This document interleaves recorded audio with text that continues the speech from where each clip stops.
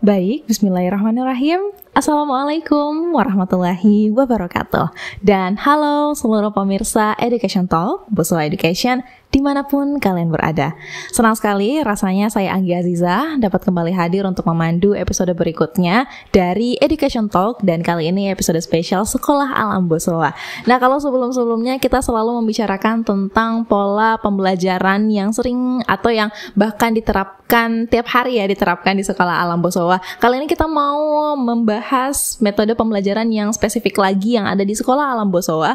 Mungkin untuk menjawab juga pertanyaan-pertanyaan dari orang tua di luar sana yang masih bingung atau penasaran dengan pembelajaran yang ada di Sekolah Alam Boswa. Nah, apalagi sekarang kita menyambut bulan suci Ramadan. Kita sudah di pertengahan bulan Ramadan dan saya yakin juga orang tua di luar sana ingin memberikan pembelajaran Islam yang terbaik untuk anak-anaknya. Nah, bersama saya sudah ada Miss Maya yang akan menjelaskan tentang pembelajaran-pembelajaran yang ada di Sekolah Alam Boswa ya, Miss. Oke, Miss, sebelumnya kenapa sih Miss memilih untuk menjadi guru di Sekolah Alam Boswa? Guru SD ya, Miss, tepatnya? Iya. Jadi saat ini saya menjadi guru bidang Islamic Studies di Sekolah Alam Boswa sejak tahun 2020.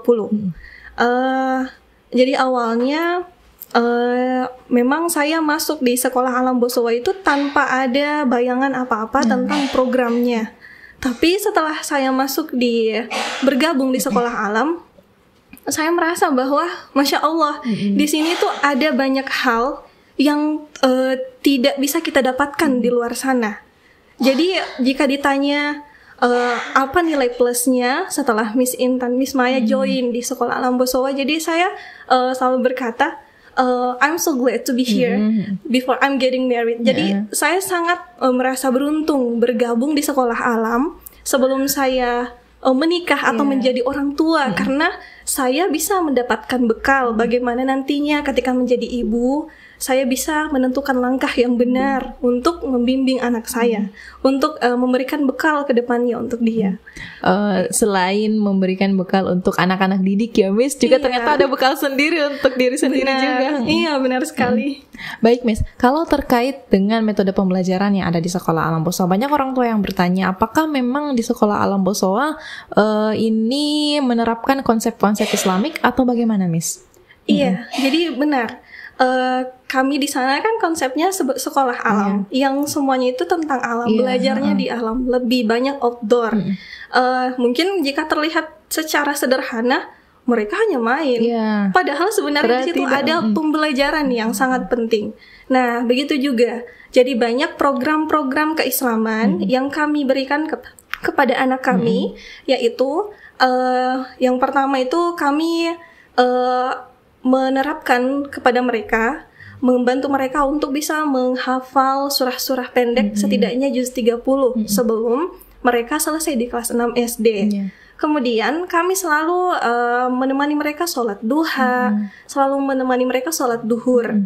Jadi semuanya itu kami tanamkan dalam kehidupan sehari-hari mereka di sekolah, termasuk mengajarkan tentang doa-doa harian, bahkan hadis-hadis pun juga diberikan kepada mereka. Jadi orang tua apalagi yang memang mau mengajarkan konsep Islami kepada anaknya sedari kecil, itu memang sudah tepat ya, Miss, memasukkan anak-anaknya di Sekolah Alam Boswa. Tapi Miss, secara spesifik memang adakah dalil dalam Al-Quran ataupun dalam perkembangan dalam Islam itu sendiri yang memang sesuai dengan tahap-tahap perkembangan anak yang diterapkan?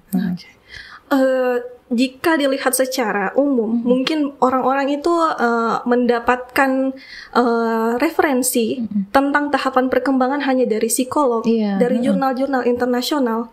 Tapi jauh sebelum para psikolog, jurnal-jurnal itu dikeluarkan, Allah sudah memberikan kita petunjuk melalui Al-Quran. Allah mengeluarkan kamu dari perut ibumu tanpa engkau tidak mengetahui apa-apa.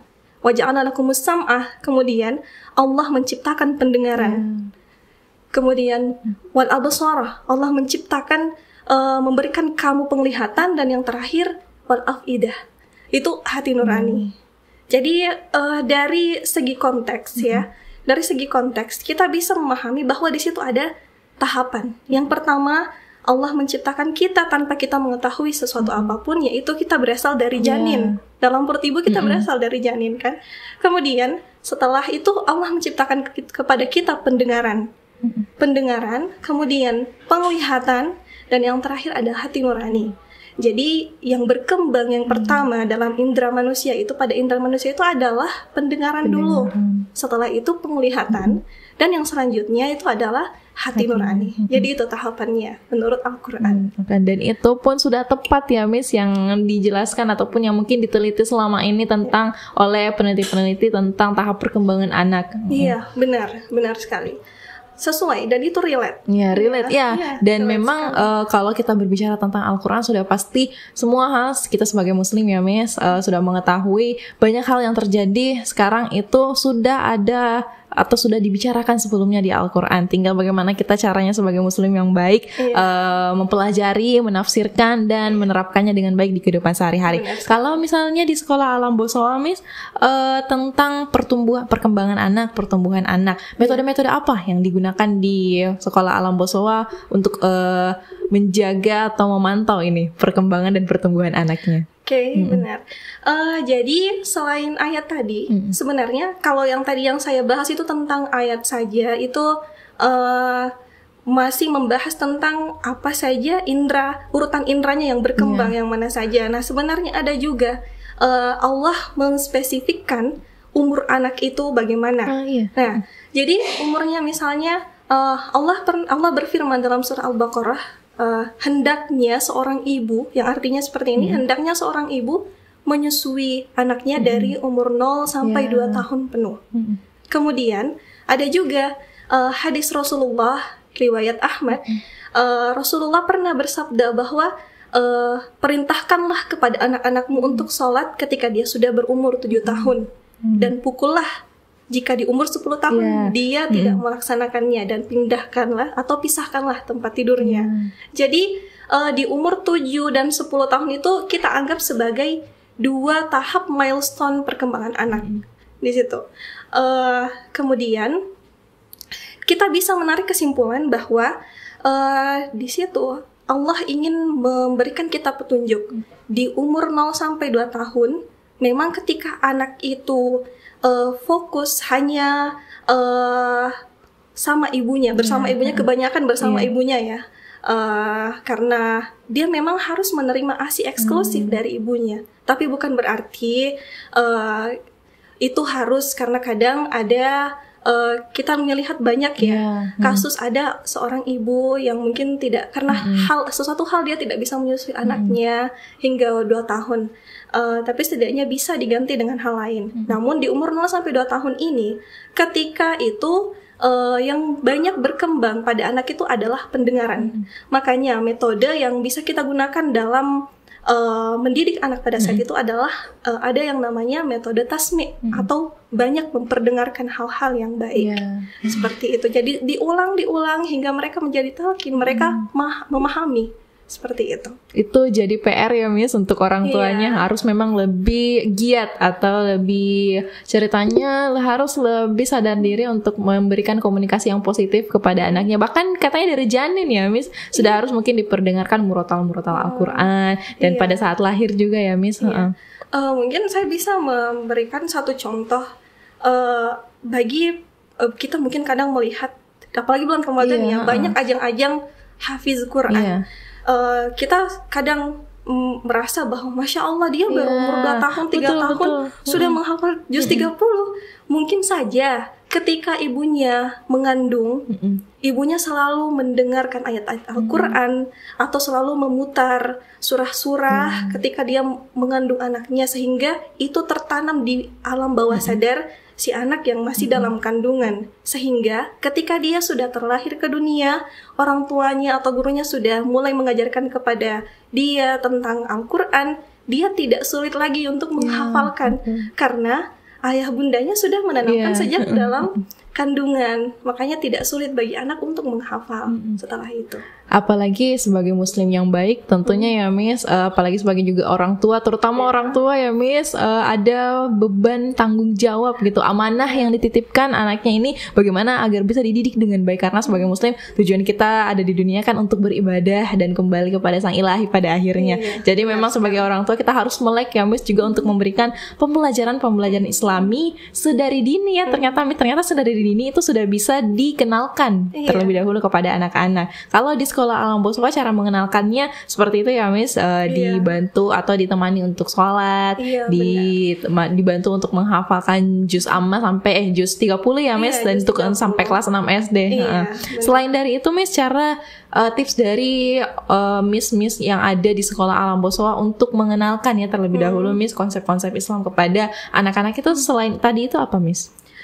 Yang tadi itu ketika anak berumur 0 sampai 2 tahun yang tadi, berarti dia di kelas baby house. Di kelas baby house. Biasanya ketika pagi itu sebelum berkegiatan, kami mengajak anak-anak kami untuk bernyanyi bersama. Entahkah itu nyanyiannya tentang Islam ya. Biasa, siapakah Tuhanmu, agamamu, seperti itu. Jadi memang sudah ditanamkan sejak masih kecil. Kemudian selalu mengajak untuk mengulang syahadat. Ya, meskipun mungkin mereka ketika kita morning circle sedang di pagi hari ya, biasanya di awal dengan morning circle, kita selalu mengajak mereka untuk bersyahadat. Ayo kita bersyahadat. Jadi meskipun mereka melakukan aktivitas lain atau tidak fokus kepada kita, tapi karena mereka mendengar, mereka menanamkan. Iya, itu terekam. Itu pasti terekam hingga akhirnya mereka bisa menghafal. Jadi kadang mungkin ada orang tua, mungkin ya ayah bunda yang di rumah kadang berpikir saya tidak bisa mengajarkan mereka apa-apa karena mereka tidak fokus kepada saya. Tapi sebenarnya ketika kita memperdengarkan sesuatu, meskipun anak itu sedang tidak fokus mendengarkan kita, mungkin dia sedang main Lego, puzzle, tapi kita memperdengarkan sesuatu itu bisa terekam dalam pikiran mereka, dalam otak mereka. Apalagi usia 0 sampai 6 atau 7 tahun ya Miss, daya serap anak itu ternyata tinggi sekali ya Miss. Benar. Jadi kita tidak perlu khawatir kalau misalnya mungkin orang tua selalu menganggap anak-anak kalau mau belajar itu harus duduk dengan tenang, harus diam dan lain sebagainya. Tapi ternyata anak-anak ya memang karena dunianya adalah dunia bermain, jadi tidak apa-apa, pasti anak-anak bisa menyerapnya ya Miss. Oh ya Miss, kalau di sekolah Alam Boswa juga usia 0 sampai 6 tahun itu ternyata sudah diperkenalkan konsep-konsep Islam, dan memang kalau mendengar dari Al-Quran kita harus ya mulai usia 7 atau 10 tahun itu anak sudah harus dipaksa atau dipukul bahkan kalau tidak melaksanakan ibadah sholat. Dan ternyata bagaimana caranya, orang tua mungkin berpikir bagaimana caranya saya mau memaksa anak saya untuk sholat di usia 7 atau 10 tahun. Mungkin mereka kebingungan ya Miss bagaimana caranya. Nah, salah satu cara yang diterapkan di sekolah Alam Boswa ya memang dari 0 sampai 6 tahunnya itu diperkenalkan terlebih dahulu supaya nanti di 7-10 tahun anak-anak tidak merasa bahwa itu adalah suatu hal baru yang harus mereka lakukan, tapi mereka sudah terbiasa ya Miss. Benar. Karena jadi mungkin kadang merasa ini ya capek, guru-guru capek, teman-teman di sekolah capek. Kadang kalau sholat ada yang lari ke kanan, ada yang lari ke kiri, ada yang jungkir balik, temannya sujud, ada yang naik di punggung temannya. Itu benar-benar harus diberikan stimulus. Mohon maaf, kontrol ya teman-teman. Ketika sholat kita kontrol. Mungkin awalnya sulit. Apalagi di usia yang masih playgroup, TK, itu butuh effort yang double, lebih. Tapi ketika mereka menginjak usia SD di umur 6 tahun itu insya Allah sudah lebih mudah. Iya, sudah lebih mudah. Hanya kita tinggal memberikan instruksi, teman-teman sepertinya sudah jam 8, misalnya kan jam 8 ya, kita sholat duha di sana, sepertinya sudah jam 8, nah mereka langsung sadar, oh iya jadwal sekarang itu apa ya, schedule-nya kita pergi wudhu. Nah mereka saling memanggil, ayo kita wudhu. Setelah itu kalaupun ada pergerakan-pergerakan, tapi mereka sudah tahu bahwa saya harus berdiri di sini, saya harus sholat di sini, saya harus kontrol. Malah kadang ada anak kami yang usianya masih baby house, baby house. Dia itu pernah melihat ada kakaknya yang tidak kontrol. Terus dia berbicara seperti ini, kan sholat, kok dia lari-lari gitu. Iya. Jadi bahkan dari dini dia sudah tahu ya misalnya. Iya, kok kakaknya tidak kontrol? Iya, kita bantu kakaknya ya. Jadi karena sering ditanamkan, alhamdulillah itu sudah tertanam dalam diri mereka bahwa ketika sholat saya tidak boleh bergerak, saya tidak boleh melakukan hal ini. Jadi itu sudah tertanam. Dan memang sebenarnya kalau tadi di usia 0 sampai 2 tahun itu kita istilahkan dengan sibyan, ya. Yang indera yang berkembang adalah pendengaran. Namun ketika anak sudah memasuki usia 2 tahun ke atas sampai usia 7 tahun, ada lagi tahapannya, yaitu tahapan gulam atau tufulah. Jadi ketika itu anak-anak itu banyak bergerak karena memang perkembangan ototnya, perkembangan sarafnya, disitulah tempat berkembang dengan pesat. Kemudian perkembangan bahasanya juga sangat berkembang pesat. Makanya banyak anak yang selalu bertanya, mereka kan jadi banyak tanya, ini apa? Kok kita sholat? Kenapa? Nah, jadi itu semua sebenarnya mungkin orang bilang, aduh capek, anak saya bergerak terus, saya capek membersihkan. Tapi sebenarnya ketika anak bergerak itu adalah tahapan mereka berusaha untuk belajar ya, belajar. Apalagi ketika ada anak yang tantrum. Biasanya banyak anak yang tantrum di umur 2 atau 3 tahun, atau mungkin di umur playgroup, TKA, TKB. Tapi sebenarnya ada hal positif dari fase tantrum itu. Ketika anak sedang tantrum, ternyata mereka itu belajar bagaimana mempertahankan diri, bagaimana mereka bisa menjadi lebih mandiri. Hanya saja bagaimana cara kita untuk membantu mereka supaya lepas dari masa tantrum. Karena ketika mereka tantrum, berarti ada hal yang mereka inginkan, tapi mereka bingung bagaimana caranya untuk menyelesaikan masalah ini. Bagaimana mengekspresikan emosinya ya, Jadi karena di situ juga bersamaan dengan tahapan mereka berbicara, tahapan berbahasanya. Jadi kita verbalkan semua. Dia nangis, sepertinya dia ingin balon. Mungkin ketika dia mau balon tapi tidak bisa, dia akhirnya menangiskan. Dan mungkin bisa melakukan banyak hal seperti melempar sesuatu, memukul sesuatu. Jadi diverbalkan. Kamu mau balon? Iya, Miss bantu ya, Miss ambilkan ya. Jadi sebenarnya itu adalah hal yang memang di fasenya.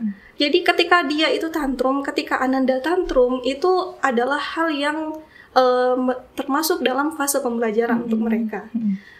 Nah setelah itu, setelah di umur 7 tahun, kita mengajarkan dia sholat. Umur 7 sampai 10 tahun itu sudah masuk di fase ketika dia harus dipaksa sholat. Ketika dia tidak melaksanakan sholat, boleh diberikan sanksi, tapi sanksinya yang sesuai. Yang sesuai. Kemudian di fase 10 tahun, ketika dia sudah belajar sholat, di fase 10 tahun itu dia akan bisa lebih memahami tentang sesuatu dengan lebih kompleks. Kalau 7 sampai 10 itu caranya kita memberikan metode yang baik untuk mengajarkan sesuatu kepada anak itu dengan berdiskusi. Ya, dengan berdiskusi. Kemudian berdiskusinya itu sesuai dengan pengetahuannya mereka, sesuai umurnya. Kan ada tema-tema, ada materi memang yang cocok untuk mereka. Nah di usia 10 tahun, di situ mereka sudah harus tahu bahwa rukun Islam ada 5, rukun iman ada 6. Apa saja yang harus saya pahami dari rukun Islam, apa saja yang harus saya ketahui dari rukun iman, dan apa makna dari semua itu. Jadi mereka sudah tahu yang mana yang baik, yang mana yang tidak boleh dia lakukan. Jadi memang kita harus mendampingi mereka.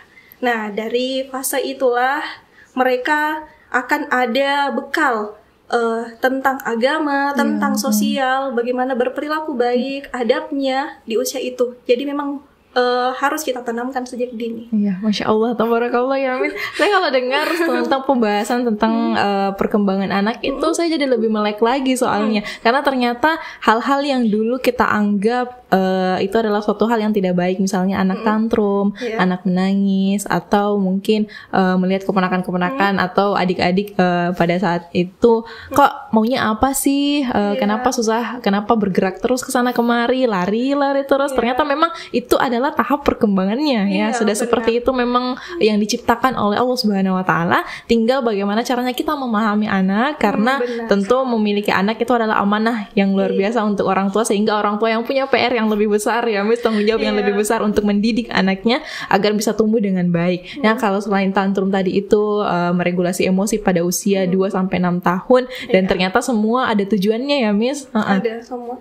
Jadi Allah itu menciptakan anak kita ya, anak-anak termasuk kita semua dengan banyak karunia yang bisa digunakan untuk belajar.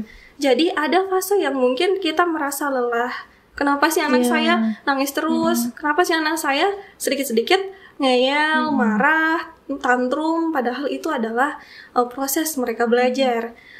Jadi kalau di Baby House sendiri tentang memberikan pembelajaran Al-Quran sejak kecil, yang sering sekali kami lakukan di sekolah alam itu ketika mereka tidur siang, kan ada jadwal tidur siangnya. Ya, baby di sana ada tidur siangnya. Lucu, mereka akan tidur berbaris. Nah, setelah itu setelah lampu dimatikan, ada yang mungkin sudah langsung tertidur. Oh ya, ini tandanya kalau lampunya mati saya harus tidur. Ada juga yang butuh dielus, ada juga yang butuh digendong, mungkin yang masih baru. Tapi sebenarnya itu memang tahapannya. Nah, ketika mereka tertidur, kami biasanya memutarkan tartil, ya, memutarkan surah-surah seperti surah Ar-Rahman. Nah, ini juga menjadi salah satu tips untuk bapak ibu, ya, ayah bunda di rumah. Ketika kita ingin memperdengarkan tartil kepada anak kita juga harus memilih ayatnya. Sebaiknya kita menggunakan ayat yang mungkin memberikan kabar bahagia tentang surga, tentang bagaimana taat kepada orang tua, tentang berperilaku baik. Sebab anak itu memiliki perasaan yang sangat peka. Jadi ada hal yang mungkin tidak pernah kita pikirkan. Jadi ada satu kasus ya. Ketika itu ada seorang anak yang tertidur. Ini di sekolah alam juga. Ada seorang anak yang tertidur. Kemudian dia mendengarkan bacaan Al-Quran yang maknanya tentang neraka. Yang maknanya tentang neraka. Dan tiba-tiba dia menangis. Padahal matanya itu tertutup, tapi dia menangis. Jadi dia itu sangat peka. Anak kita itu sangat peka. Ketika mereka mendengarkan hal yang tentang kesedihan, tentang mungkin dia merasa bahwa itu tentang siksaan Allah, dia juga ikut merasa sedih. Jadi baiknya kita memperdengarkan Al-Quran untuk yang sejak dini ini dengan ayat-ayat yang positif maknanya. Ya, mungkin tentang surga, tentang bagaimana Allah menciptakan dunia dengan luar biasa, dengan banyak kenikmatan. Jadi seperti itu. Mungkin kita tidak pernah berpikir sampai ke sana. Tidak mungkin. Sebenarnya itu sederhana saja. Mungkin kita sendiri ya, kadang saya sendiri kadang ketika saya menemukan hal baru, saya pernah bilang begini, di mana ya saya temukan ini? Saya pernah dengar, bisa jadi ketika ibu saya mengandung saya, ibu saya mempelajari itu atau membaca itu, ternyata tertanam di dalam diri saya, dan saya baru tahu, oh iya, di mana ya saya dapatkan, tapi saya tidak tahu di mana, saya tidak ingat. Ternyata itu kita dapatkan sejak dalam kandungan. Iya. Dan tentang tahapan-tahapan perkembangan anak itu memang ada metode-metode yang berbeda. Yang pertama itu ketika masih umur 0 sampai 2 tahun, ketika masih pendengarannya yang berfungsi, kita lebih banyak memperdengarkan. Selalu mendengar. Misalnya mungkin masih kecil, masih bayi, kita selalu ulang, ini mama, mama, ini ayah. Akhirnya tanpa diulang, nanti suatu saat dia akan berbicara sendiri, mama, ayah gitu. Kemudian di usia 2 sampai 7 tahun, sampai 7 ya, 2 sampai 7 tahun itu anak saat itu banyak mencontoh. Jadi sebaiknya kita memberikan qudwah hasanah, contoh yang baik. Iya, contoh yang baik termasuk berkata baik. Di sekolah alam selalu kita ajarkan maaf, ya. Terima kasih, tuh permisi, begitu. Kemudian senyum salam sapa. Jadi tapi tidak dengan cara menyuruh. Mungkin sudah dibahas oleh Miss yang lain ya, oleh teman-temannya dari sekolah alam yang lain. Kemudian ketika di umur 7 sampai 10 tahun, di situ anak-anak kita gunakan metode diskusi. Nah, ini di SD. 7-10 tahun itu biasanya kami akan memberikan mereka buku. Setelah mereka baca, Miss berikan kamu buku, silahkan dibaca. Setelah itu kami tanya, apa sih yang kamu baca dari buku itu? Boleh Miss tahu menurut kamu kenapa ya karakternya ini seperti ini? Apa yang dibutuhkan oleh dia? Jadi seperti itu. Nah, di usia 10 tahun kita akan memberikan materi yang lebih tinggi lagi sesuai dengan kebutuhannya. Jadi seperti itu. Ada metode-metode yang insya Allah sudah relate dengan yang kami aplikasikan di Sekolah Alam Bosowa. Terima kasih banyak Miss Maya sudah berbagi bersama kami. Luar biasa ya Miss, karena ini pengetahuan yang mungkin bagi beberapa orang tua baru, bagi beberapa orang tua juga sudah tahu, tapi mereka mau lebih mempelajari lagi ilmunya, karena ternyata memang dari usia 0 sampai 10 ini perkembangan ini adalah dasar agar anak-anak nanti bisa tumbuh menjadi manusia yang baik, dan utamanya orang tua punya, apalagi sebagai seorang muslim, punya tanggung jawab yang besar untuk membesarkan anaknya sesuai dengan tuntunan agama Islam. Dan ini di Sekolah Alam Bosowa akan diajarkan ya Miss, dibantu untuk mendidik anaknya secara dengan baik, mulai dari usia 0 sampai 2 tahun, 2 sampai 7 tahun, 7 sampai 10 tahun ya Miss. Untuk usia sampai SD ya Miss itu 10 tahun. SD itu sampai 12 tahun. 12 tahun. Jadi mungkin para orang tua di luar sana tidak perlu khawatir ya Miss kalau di Sekolah Alam Bosowa. Nah, terima kasih banyak Miss sudah bergabung bersama dan menjelaskan banyak hal. Terima kasih banyak. Semoga orang tua yang memang pada awalnya tidak mengetahui bisa jadi tahu, dan yang sudah tahu bisa menambah pengetahuan dan ilmunya, dan tidak ragu lagi kalau misalnya ingin memberikan pendidikan yang terbaik untuk anaknya, silahkan ke Sekolah Alam Bosowa. Terima kasih banyak sekali lagi Miss. Terima kasih banyak teman-teman sudah menonton, orang tua yang sudah menonton. Kalau mungkin ada yang ingin dilihat lagi atau diketahui lagi dari Sekolah Alam Bosowa, boleh diberikan saran-sarannya, dan kami ucapkan banyak terima kasih pula telah menyaksikan. Dan kalau ada kesalahan kami mohon maaf. Billahi taufiq wal hidayah. Assalamualaikum warahmatullahi wabarakatuh.